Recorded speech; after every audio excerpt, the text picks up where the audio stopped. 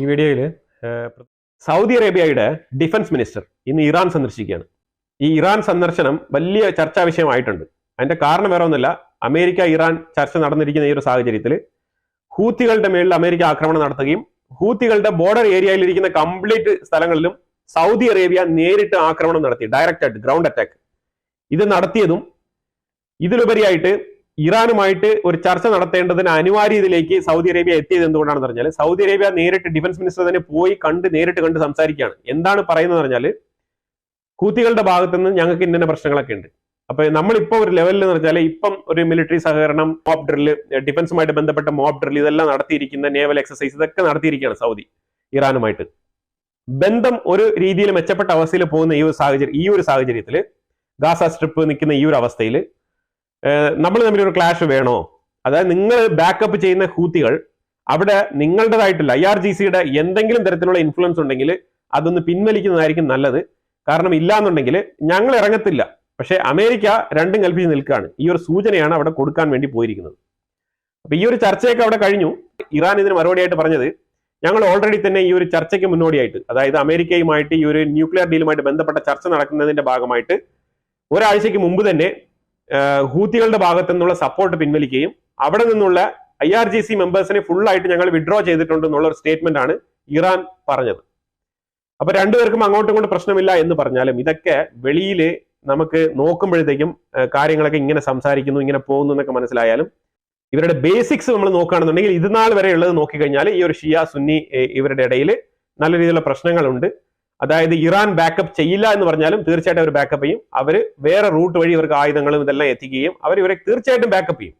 ഒരിക്കലും അങ്ങനെ ബാക്കപ്പ് ചെയ്യാതെ ഇരിക്കുന്ന ഒരു പ്രശ്നമേ അവിടെ വരുന്നില്ല എന്നുള്ളതാണ്. പിന്നെ ഒരു മര്യാദ എന്നുള്ള നിലയിലാണ് ഈ ഒരു ചർച്ച നടന്നതായിട്ട് പൊതുവിൽ കരുതപ്പെടുന്നത്. രണ്ട് രാജ്യങ്ങളും വളരെ ഹെൽത്തി ആയിട്ടുള്ള ചർച്ചയായിരുന്നു, വളരെ ഹെൽത്തി ആയിട്ടുള്ള മീറ്റിംഗ് ആയിരുന്നു എന്നൊക്കെ തന്നെയാണ് അഭിപ്രായപ്പെട്ടിരിക്കുന്നത്. പക്ഷേ ഇതിന്റെ പുറകിൽ ഇങ്ങനെ ഒരു വിഷയമുണ്ട്. അതായത് സൗദി പറഞ്ഞത് ഞങ്ങൾ ഹൂത്തികളെ എടുത്തിട്ട് വിളയാടാൻ പോവുകയാണ്, അപ്പൊ അതിന്റെ ഇടയ്ക്ക് നിങ്ങൾ വരരുത്, കാരണം അമേരിക്കയും കൂടെ ഉണ്ട്, അപ്പൊ അതുകൊണ്ട് തകൃതിയായിട്ട് അവിടെ ആക്രമണം നടക്കും, അപ്പൊ അതുകൊണ്ട് ഇറാൻ കുറച്ച് മാറി നിൽക്കണം എന്നുള്ളത് വളരെ മാന്യമായിട്ട് പറയാനാണ് പോയത് എന്നാണ് മനസ്സിലാക്കാൻ പറ്റുന്നത്. ഇറാൻ പല രീതിയിലുള്ള വീരവാദം ഇങ്ങനെ ഞങ്ങൾ ന്യൂക്ലിയർ ഇങ്ങനെ നിർത്തത്തില്ല, ഞങ്ങൾ എൻറിച്ച്മെന്റ് തുടരും എന്നൊക്കെ പറഞ്ഞുകൊണ്ടിരിക്കുന്ന സാഹചര്യത്തിൽ രണ്ട് സൂചന നൽകിയിട്ടുണ്ട് അമേരിക്കയുടെ ഭാഗത്തുനിന്ന്. അതായത് രണ്ട് സൂചനയിൽ നമ്പർ 1, കൊനാക്കോ എന്ന് പറഞ്ഞ ഒരു സിറിയയുടെ എയർബേസിൽ നിന്ന് ഏതാണ്ട് empty ആവാനുള്ള കംപ്ലീറ്റ് പ്രൊസീജിയേഴ്സും ഫോളോ ചെയ്ത് മുന്നോട്ട് പൊയ്ക്കൊണ്ടിരിക്കുന്ന അവസ്ഥയിൽ ട്രംപ് പെട്ടെന്ന് ഒരു സ്വിച്ച് ഇട്ട പോലെ ആ ഒരു പ്രൊസീജിയറിനെ സ്റ്റോപ്പ് ചെയ്തിരിക്കുകയാണ്.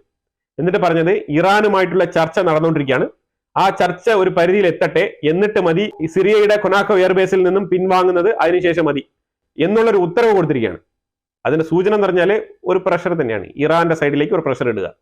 അതായത് അവിടെ നിന്ന് പിൻവലിക്കുന്നു എന്ന് പറയുക, പിന്നെ ഞങ്ങൾ അവിടെ നിന്ന് ഇറാന്റെ ചർച്ച കഴിഞ്ഞിട്ട് വരാമെന്ന് പറയുക. അവിടെ ഇറാന് ഡയറക്റ്റ് ആയിട്ട് തന്നെ ഒരു സൂചന നൽകുകയാണ്.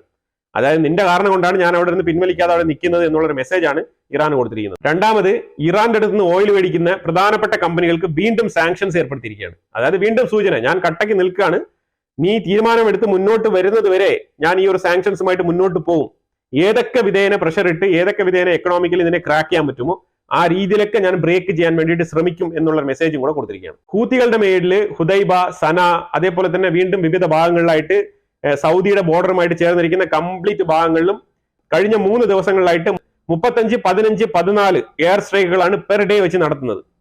ഏതാണ്ട് 190-ലധികം ആൾക്കാർ കൊല്ലപ്പെട്ടിട്ടുണ്ടെന്നാണ് വാർത്തകൾ പുറത്തു വരുന്നത്. ആ രീതിയിലുള്ള കഠിനമായ ആക്രമണം US-ന്റെ എയർ സ്ട്രൈക്ക് കഴിഞ്ഞ പാടെയാണ് സൗദി അറേബ്യ ഗ്രൗണ്ട് അറ്റാക്ക് അവരുടെ ബോർഡറിന്റെ സൈഡിൽ നിന്ന് നടത്തിയത്. അപ്പം Russia bad boys, Ukraine good boys, അങ്ങനെയാണല്ലോ പൊതുവിൽ വിലയിരുത്തുന്നത്. അപ്പം ബാഡ് ബോയ്സ് ആയിട്ടുള്ള റഷ്യ സീസ് ഫയർ വയലേഷൻ നടത്തിയെന്ന് ഗുഡ് ബോയ്സ് ആയിട്ടുള്ള ഉക്രൈൻ പറഞ്ഞിരിക്കുകയാണ്.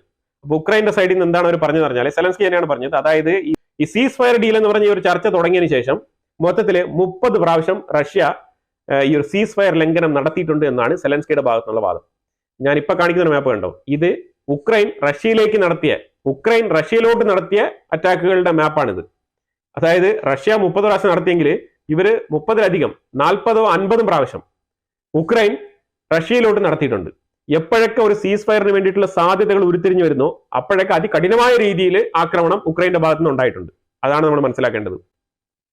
അപ്പൊ ഇതിനകത്ത് ഗുഡ് ബോയ്സ് ആയിട്ടുള്ള ഉക്രൈന് ബാഡ് ബോയ്സ് ആയിട്ടുള്ള റഷ്യയുമായിട്ടുള്ള യുദ്ധം നിർത്താൻ താല്പര്യപ്പെടുന്നില്ല. അതാണ് പൊതുവിൽ മനസ്സിലാക്കാൻ പറ്റുന്നത്. പക്ഷേ റഷ്യ എപ്പോഴൊക്കെ ആക്രമിക്കുന്നോ അപ്പോഴൊക്കെ ഉക്രൈന്റെ ഭാഗത്തു നിന്നുള്ള സ്റ്റേറ്റ്മെന്റ് ഇങ്ങനെ പുറത്തു വരും. ആ സ്റ്റേറ്റ്മെന്റ് എന്താണെന്ന് പറഞ്ഞാൽ കരച്ചിൽ തന്നെയാണ്, വേറെ ഒന്നുമില്ല. അവർ പറയുന്നത് കണ്ടോ, ഇങ്ങനെയാണ് ആക്രമണം നടത്തുന്നത്, വെരി വെരി ബാഡ് ബോയ്സ്, അവർ ഭയങ്കരമായിട്ടുള്ള മോശപ്പെട്ട ആൾക്കാരാണ്, അവര് മനുഷ്യത്വമില്ലാത്ത ആൾക്കാരാണ്, തീവ്രവാദിയാണ് പുടിൻ. അപ്പൊ അതുകൊണ്ട് തീർച്ചയായിട്ടും നിങ്ങൾ യൂറോപ്പും അമേരിക്കയും നിർണായക തീരുമാനമെടുത്ത് ഉക്രൈനൊപ്പം നിന്ന് റഷ്യക്കെതിരെ പടപൊരുതണം എന്നാണ് സെലൻസ്കിയുടെ ഇന്നത്തെ പത്രസമ്മേളനത്തിൽ പറഞ്ഞത്. അതാണ് യൂറോപ്യൻ യൂണിയനിലെ ഒരു പ്രൈവറ്റ് കമ്പനി ഓണർ പുള്ളി പറഞ്ഞിരിക്കുന്നത് വളരെ വ്യക്തമായ സ്റ്റേറ്റ്മെന്റ് ആണ്. അതായത് ഇനിയും നിങ്ങൾ ഉക്രൈനിന് ഇങ്ങനെ ആയുധങ്ങൾ കൊണ്ട് കൊടുക്കല്ലേ. ഒന്നാമത്തെ കാര്യം, എത്രമാത്രം ഇതിനേക്കാളും വിലപ്പെട്ട ആയുധങ്ങളൊക്കെ കൊടുത്തിട്ടുണ്ട്. ഇതിനേക്കാൾ ലോങ് റേഞ്ച് മിസൈൽ എന്നൊക്കെ പറഞ്ഞു കഴിഞ്ഞാൽ ബാലിസ്റ്റിക് മിസൈൽ കൊടുത്താലും സെലൻസ്കി വിജയിക്കില്ല. സെലൻസ്കിക്ക് പറ്റിയത് ഡ്രോൺസ് തന്നെയാണ്. ഡ്രോൺസ് വേണമെങ്കിൽ നിങ്ങൾ കൊടുത്തോ തൽക്കാലം പിടിച്ചു നിൽക്കാൻ വേണ്ടിയിട്ട്. അതിലുപരിയായിട്ട് വേറെ ഒന്നും തന്നെ കൊടുക്കേണ്ടതില്ല. കാരണം ഇനിയിപ്പോ എത്രമാത്രം ബൾക്കായിട്ട് അവിടെ ആയുധങ്ങൾ കൊണ്ട് ഇറക്കിയാലും സെലൻസ്കിക്ക് അത് കാര്യപ്രാപ്തിയായിട്ട് ഉപയോഗിക്കാനും റഷ്യയെ ചേർത്ത് മുന്നോട്ട് നീങ്ങാനും കഴിയില്ല. അതിന്റെ പൂർണ്ണ തെളിവാണ് കഴിഞ്ഞ 3 വർഷം കൊണ്ട് കണ്ടുകൊണ്ടിരിക്കുന്നത്. അതുകൊണ്ട് ഇനി ആയുധങ്ങളൊന്നും കൊടുത്തിട്ട് ഒരു കാര്യമില്ല എന്നാണ് പുള്ളി പറഞ്ഞു വെച്ചിരിക്കുന്നത്. വളരെ കൃത്യമായിട്ടുള്ള സ്റ്റേറ്റ്മെന്റ് ആണ്. കാരണം ജർമ്മനി എന്തെങ്കിലുമൊക്കെ ആയുധങ്ങൾ കൊടുക്കാനുള്ള തയ്യാറെടുപ്പുമായിട്ട് മുന്നോട്ട് നിൽക്കുന്ന ഒരു സാഹചര്യത്തിലാണ് ഇങ്ങനെ ജർമ്മനിന്റെ ഉള്ളിൽ നിന്ന് തന്നെ ഇങ്ങനെ ഒരു സ്വരം ഉയർന്നു വന്നത്. ഇന്ന് UN റഷ്യ അഗ്രഷൻ എന്ന് പറഞ്ഞുകൊണ്ട് യൂറോപ്യൻ യൂണിയന്റെ നേതൃത്വത്തിൽ ഒരു റെസൊല്യൂഷൻ കൊണ്ടുവരികയുണ്ടായി. ആ റെസൊല്യൂഷൻ വെച്ചതിലാണ് തമാശ. കാര്യം വേറെ ഒന്നുമില്ല, ഈ ബെലാറസ് ഉൾപ്പെടെയുള്ള ഹംഗറി പോലത്തെ രാജ്യങ്ങൾ, അതേപോലത്തെ പല രാജ്യങ്ങൾ, നോർത്ത് കൊറിയ, ചൈന, ഇറാൻ, ഇങ്ങനെ ബെലാറസ്, നോർത്ത് കൊറിയ, ഇതേപോലത്തെ റഷ്യയെ സപ്പോർട്ട് ചെയ്യുന്ന കുറെ രാജ്യങ്ങളുണ്ടല്ലോ, ഇവരൊക്കെ തന്നെയാണ് വോട്ട് ചെയ്തത് റഷ്യയെ അനുകൂലിച്ച്. ബാക്കി മെജോറിറ്റി രാജ്യങ്ങളെ റഷ്യ എതിർത്താണ് വോട്ട് ചെയ്തത്. അതിലൊരു സൂപ്പർ സീൻ എന്ന് പറഞ്ഞാൽ ഈ റഷ്യയെ സപ്പോർട്ട് ചെയ്ത് വോട്ട് ചെയ്ത രാജ്യങ്ങളുടെ പട്ടികയിൽ വരുന്ന ഒരു രാജ്യം കൂടെ ഉണ്ട്, അത് അമേരിക്കയാണ്. അതാണ് ഇതിലെല്ലാം കോമഡി. നോർമലി ഈ അമേരിക്ക എന്ന് പറയുന്നത് ഈ മെജോറിറ്റി ആയിട്ടുള്ള രാജ്യങ്ങളിൽ കൂടെ നിൽക്കുന്ന രാജ്യമാണ്. അതാണ് ഇപ്പൊ ഈ സൈഡിൽ മാറി നിൽക്കുന്നത്.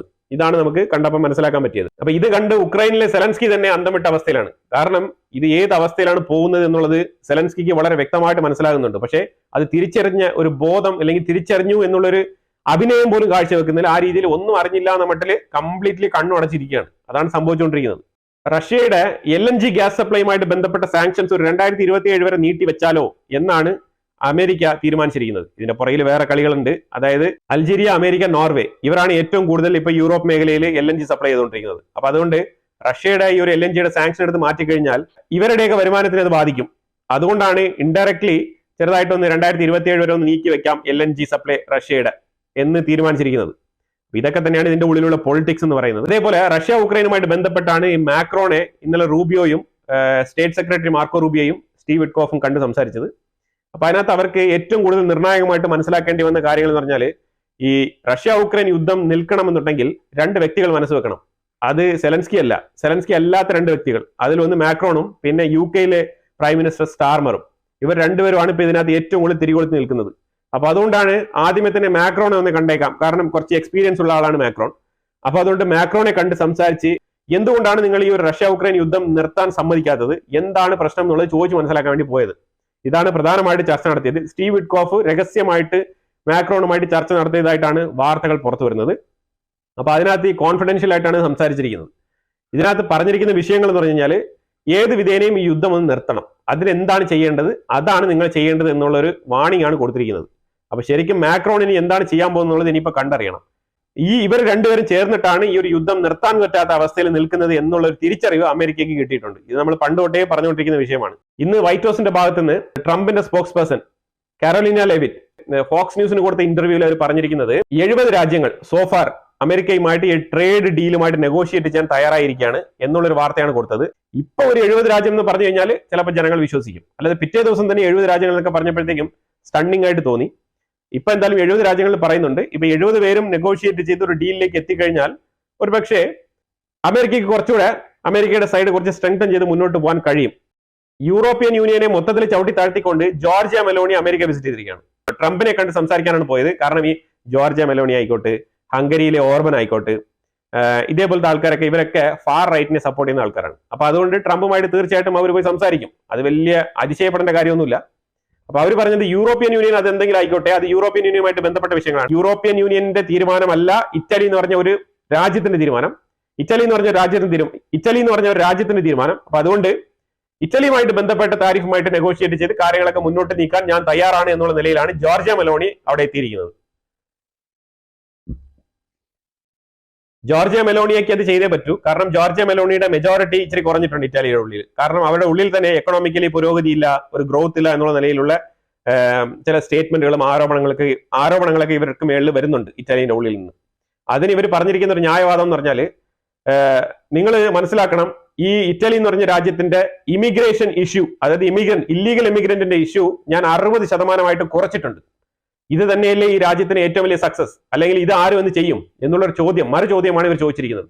ഇനി ഈ രാജ്യം പുരോഗമിക്കും, അതിൽ യാതൊരു മാറ്റമില്ല. കാരണം അതിന്റെ ബേസിക് പ്രോബ്ലം ആയിട്ടുള്ള ഈ ഒരു ഇല്ലീഗൽ ഇമിഗ്രന്റിന്റെ പ്രോബ്ലം ഞാൻ 60% കുറച്ചിരിക്കുകയാണ്. ഇപ്പൊ നിങ്ങൾ ട്രംപിനെ കാണുന്നില്ലേ? അമേരിക്കയിൽ അവർ ഇല്ലീഗൽ ഇമിഗ്രന്റിനെ കുറയ്ക്കാൻ വേണ്ടിയിട്ട് എന്തുമാത്രം പെടാപ്പാട് പെടുന്നു എന്നുള്ള രീതിയിലുള്ള ചില എക്സാമ്പിളുകളൊക്കെ കാണിച്ചുകൊണ്ട് അവർ സംസാരിച്ചിരിക്കുകയാണ്. അപ്പൊ ഇത് അവര് ഇറ്റലിയിലെ ജനങ്ങളെ അഭിസംബോധന ചെയ്തപ്പോഴാണ് ഈ വിഷയങ്ങളൊക്കെ അവർ ചൂണ്ടിക്കാണിച്ചത്. അവർക്ക് മെജോറിറ്റി കുറയുന്നു, അതിന് ഒരു സൈഡിൽ അവർ സ്ട്രെങ്തൻ ചെയ്യാൻ വേണ്ടിയിട്ടാണ് ഈ പോയിന്റ്സ് ഒക്കെ അവർ കൂട്ടിച്ചേർക്കുന്നതായിട്ട് മനസ്സിലാക്കാൻ പറ്റുന്നത്. അപ്പൊ അതുകൊണ്ട് ഇനിയും രാജ്യം എക്കണോമിക്കലി ഡൗൺ ആയി പോകാൻ പാടില്ല. അതുകൊണ്ട് യൂറോപ്യൻ യൂണിയൻ അവിടെ തന്നെ ഉണ്ടാവും. പക്ഷേ യൂറോപ്യൻ യൂണിയനിലേക്ക് ഇറ്റലിയെ റെപ്രസെന്റ് ചെയ്ത് ഞാൻ ഇനി അടുത്ത വർഷങ്ങളിൽ ഉണ്ടാവുമോ എന്നുള്ള ഒരു ചോദ്യം മെലോണിയയ്ക്ക് ഉള്ളിൽ വരുന്നുണ്ട്. അതുകൊണ്ടാണ് മെലോണിയ യൂറോപ്യൻ യൂണിയനെ ഒരു സൈഡിൽ തള്ളി നിർത്തിക്കൊണ്ട് നേരെ അമേരിക്കയിലേക്ക് വെച്ച് പിടിച്ചത്. ഇന്ന് എൻവിഡിയ എന്ന് പറയുമ്പോഴത്തേക്കും അമേരിക്കയിലെ ഹൈ എൻഡ് ചിപ്പ് മാനുഫാക്ചറിങ് ചെയ്യുന്ന കമ്പനിയാണ്. അപ്പൊ Nvidia high end chip manufacturing ചെയ്യുന്ന കമ്പനി ആണെങ്കിലും ചൈനയിൽ നിന്നുള്ള കോൺട്രിബ്യൂഷൻ വളരെ വളരെ ഇമ്പോർട്ടന്റ് ആണ് എന്നുള്ള തിരിച്ചറിവാണ് ഇന്ന് എൻവിഡിയ ചീഫിനെ ചൈനയിൽ എത്തിച്ചത്. കാരണം അമേരിക്ക പറഞ്ഞുകൊണ്ടിരുന്നത് വെച്ചാൽ എൻവിഡിയ നിനക്ക് അമേരിക്കയാണോ ചൈനയാണോ എന്ന് നീ തീരുമാനിച്ചോ എന്നുള്ള രീതിയിലുള്ള വാണിംഗ് ഒക്കെയാണ് കൊടുത്തുകൊണ്ടിരുന്നത്. കാര്യം എൻവിഡിയ എന്ന് പറയുമ്പോഴത്തേക്കും അത്രയും സ്ട്രെങ്തൻ ചെയ്ത് നിൽക്കുന്ന മാർക്കറ്റിൽ തന്നെ നാസ്ഡാക്ക് എന്ന് പറഞ്ഞ ആ ഒരു സ്റ്റോക്ക് ഇൻഡെക്സിൽ വളരെ നല്ല രീതിയിൽ പെർഫോം ചെയ്യുന്ന ഒരു സ്റ്റോക്കാണ് എൻവിഡിയയുടേത്. അപ്പൊ എൻവിഡിയ ഇന്ന് രാവിലെ തന്നെ നേരെ പോയി എത്തിയിരിക്കുന്നത് ചൈനയിലാണ്. അവിടെ ഇരുന്നുകൊണ്ട് പറഞ്ഞത് AI ചിപ്പ് മാനുഫാക്ചറിങ് ഇൻഡസ്ട്രിയിൽ ചൈന ഒഴിച്ചുകൂടാൻ പറ്റാത്ത നിർണായക പങ്ക് വഹിക്കുന്നുണ്ട് എൻവിഡിയയിൽ എന്നാണ് എൻവിഡിയയുടെ ചീഫ് അവിടെ ചെന്ന് പറഞ്ഞത്. ഈ ഒരു സ്റ്റേറ്റ്മെന്റ് അമേരിക്കയെ നല്ല രീതിയിൽ പ്രകോപിച്ചിട്ടുണ്ട്. ആ പ്രകോപനത്തിന്റെ ഫലമായിട്ടാണ് പറഞ്ഞിരിക്കുന്നത് എൻവിഡിയ നിനക്ക് ചൈനയാണോ അമേരിക്കയാണോ വേണ്ടതെന്ന് നീ തീരുമാനിച്ചോ എന്നുള്ള ഒരു വാണിംഗ് എൻവിഡിയയ്ക്ക് കൊടുത്തിരിക്കുന്നത്. ഈ പറയുന്നത് ബ്രിട്ടീഷ് സ്റ്റീൽ കമ്പനിയെ കുറിച്ചാണ്. ഈ ബ്രിട്ടീഷ് സ്റ്റീൽ കമ്പനിയുമായിട്ട് ബന്ധപ്പെട്ട് ഒരു അനധികൃതമായിട്ടുള്ള ഒരു പ്രവൃത്തി, അങ്ങനെ തന്നെ പറയാൻ പറ്റും, ഒരു മോഷണം എന്ന് വേണമെങ്കിൽ പറയാം. ബ്രിട്ടീഷുകാർ പണ്ടേ മോഷ്ടിക്കാൻ മിടുക്കരാണ്. അപ്പൊ അതുമായിട്ട് ബന്ധപ്പെട്ട് അതേ രീതിയിലുള്ള ഒരു മോഷണമാണ് ഇവിടെ സംഭവിച്ചിരിക്കുന്നത്. ഇത് ഏത് രാജ്യത്തിന് വേണമെങ്കിലും സംഭവിക്കാം. ഇപ്പൊ സംഭവിച്ചിരിക്കുന്നത് ചൈനയ്ക്കാണ്. അവർ ചെയ്തിരിക്കുന്നത് പറഞ്ഞാല് ബ്രിട്ടീഷ് സ്റ്റീൽ കമ്പനിയുടെ ഓണർഷിപ്പ് ഉണ്ടായിരുന്നത് ചൈനയുടെ കീഴിലാണ്. അപ്പൊ ചൈനയെ റെപ്രസെന്റ് ചെയ്താണ് അവിടെ തലപ്പത്തെ ആൾക്കാരുണ്ടായിരുന്നത്. അപ്പൊ ഇവർ ആ ഒരു പൊസിഷൻ എടുത്ത് മാറ്റാൻ വേണ്ടിയിട്ട് ഇവർ ചെയ്ത പരിപാടി എന്ന് പറഞ്ഞാല് ബ്രിട്ടീഷിലെ ലോ അമെന്റ്മെന്റ് നടത്തിയിരിക്കുകയാണ്. ബ്രിട്ടീഷിൽ ഒരു നിർണായക ലോ അമെന്റ്മെന്റ് നടത്തി ഇവര് പാർലമെന്റിൽ ആ ലോ പാസ്സാക്കിയെടുത്ത് ബ്രിട്ടീഷ് സ്റ്റീൽ കമ്പനിയുടെ ഓണർഷിപ്പ് ചേഞ്ച് ചെയ്ത് കളഞ്ഞിരിക്കുകയാണ്. ഇത് ചൈന സത്യത്തിൽ ഞെട്ടിയിരിക്കുകയാണ്. ചൈന പറഞ്ഞിരിക്കുന്നത് നിങ്ങൾ ചെയ്യുന്നത് ഫ്രോഡാണ്. ഫ്രോഡ് മാത്രമല്ല, ഇത് മോഷണമാണ്. മോഷണം എന്ന് പറഞ്ഞാൽ എങ്ങനെയാണ്? ഇന്ന് ചൈനയ്ക്ക് സംഭവിച്ചാൽ നാളെ ആർക്ക് വേണമെങ്കിലും സംഭവിക്കാം. ഏത് കമ്പനിയുടെ ഓണർഷിപ്പ് വേണമെങ്കിലും നിങ്ങൾ ഇങ്ങനെ എടുത്ത് മാറ്റുകയാണെന്നുണ്ടെങ്കിൽ പിന്നെ അവിടെ ഇൻവെസ്റ്റ്മെന്റ് ചെയ്യുന്നതിനും ബിസിനസ് നടത്തുന്നതിനും എന്ത് റിലയബിലിറ്റിയാണുള്ളത്? ഈ റിലയബിലിറ്റിയെ ബിഗ് ക്വസ്റ്റ്യൻ മാർക്കാണ് ഇന്ന് UK-ക്കെതിരെ ചൈന ഉയർത്തിയിരിക്കുന്നത്.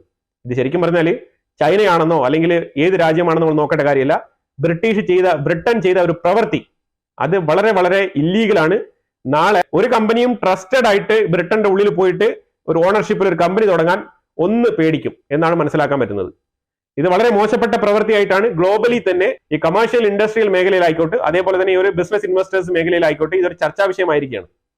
ബ്രിട്ടീഷ് ഇങ്ങനെ ഒരു പ്രവൃത്തി ചെയ്യാൻ പാടില്ലായിരുന്നു. ഇത് അൺസിവിലൈസ്ഡ് ആയിട്ടുള്ള ഒരു പ്രവൃത്തിയായിട്ടാണ് കണക്കാക്കാൻ പറ്റുന്നത്. ചൈന വിശേഷിപ്പിച്ചിരിക്കുന്നത് മോഡേണൈസ്ഡ് ത്രെഫ്റ്റ് എന്നാണ് പറഞ്ഞിരിക്കുന്നത്. അവസാനമായിട്ട് ഹിസ്ബുള്ളയുടെ ഭാഗത്ത് ഇസ്രായേൽ നിരന്തരം പറഞ്ഞുകൊണ്ടിരിക്കുകയാണ് നിങ്ങൾ ഡിആം ചെയ്യണം. ഹിസ്ബുള്ളയുടെ അടുത്ത് ആയുധം വെച്ച് കീഴടങ്ങാൻ പറയണം. ഒരു രീതിയിലുമുള്ള ആയുധങ്ങൾ അവര് ക്യാരി ചെയ്യുന്നില്ല എന്ന് ഉറപ്പുവരുത്തണം. ഇങ്ങനെ ഒരു ആയുധങ്ങൾ സൂക്ഷിക്കാനുള്ള സ്ഥലങ്ങളോ അല്ലെങ്കിൽ ഇങ്ങനെ റോക്കറ്റ് ലോഞ്ചറുകളോ ഇങ്ങനെ ഒന്നും പാടില്ല. അവര് ആയുധമില്ലാതെ നിരായുധരാക്കി ലെബനാന്റെ ഉള്ളിൽ തുടരുകയാണെങ്കിൽ തുടർന്നോട്ടെ, പക്ഷെ നോർമൽ പീപ്പിൾ ആയിട്ട് വേണമെങ്കിൽ ആവാം എന്നുള്ള നിലയിലാണ് ഇസ്രായേൽ പറഞ്ഞിരിക്കുന്നത്.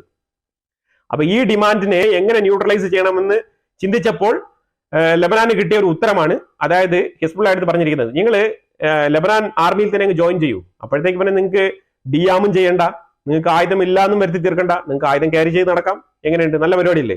ആയുധം ഇല്ലാതാക്കുന്നതിന് പകരം നിങ്ങൾ ആയുധം വെച്ചുകൊണ്ട് നാഷണൽ ആർമിയിൽ ജോയിൻ ചെയ്ത് കഴിഞ്ഞാൽ നിങ്ങൾക്ക് വളരെ സുഖമായിട്ട് ഈ ഒരു പ്രവൃത്തി ചെയ്ത് മുന്നോട്ട് പോകാം എന്നുള്ള സൂചനയാണ് ഇപ്പൊ ഇതിനകത്ത് ലെബനാൻ ഗവൺമെന്റ് കൊടുത്തതായിട്ട് മനസ്സിലാക്കാൻ പറ്റുന്നത്. അതായത് ലെബനാൻ ഒരു കാലത്തും ഗതി പിടിക്കില്ല എന്നുള്ളതാണ് ഇതിൽ നിന്ന് മനസ്സിലാക്കാൻ പറ്റുന്നത്. എന്നിട്ട് ലെബനാൻ പറഞ്ഞിരിക്കുന്നത് 141 പ്രാവശ്യം സീസ് ഫയർ വയലേഷൻ ഇസ്രായേൽ നടത്തിയിട്ടുണ്ട് ലെബനാനെതിരെ ഈ ഒരു സീസ് ഫയർ ഒപ്പുവെച്ചതിന് ശേഷം. ഒരു ആവറേജ് കണക്ക് കൂട്ടി കഴിഞ്ഞാൽ ഡെയിലി 19 ആക്രമണങ്ങൾ എന്നുള്ള നിലയിലാണ് ഈ ഒരു ആക്രമണം നടത്തിയിരിക്കുന്നത്. ഈ സീസ് ഫയർ ഒപ്പിട്ടതിന് ശേഷം 190 പേരെ ഇസ്രായേൽ ലെബനാന്റെ ഉള്ളിൽ വധിച്ചിട്ടുണ്ട് എന്നുള്ള ഒരു കണക്കും കൂടി അവർ പറയുന്നുണ്ട്. അപ്പൊ എന്തായാലും സമഗ്രമായ കുറെ വിശേഷങ്ങളാണ് ഈ വീഡിയോയിൽ പങ്കുവച്ചത്. ഇതിനെക്കുറിച്ചുള്ള അഭിപ്രായങ്ങൾ കമന്റ് ബോക്സിൽ രേഖപ്പെടുത്തുക. കൂടുതൽ വിഷയങ്ങളുമായിട്ട് അടുത്ത വീഡിയോയിൽ വരാം. Thank you so much.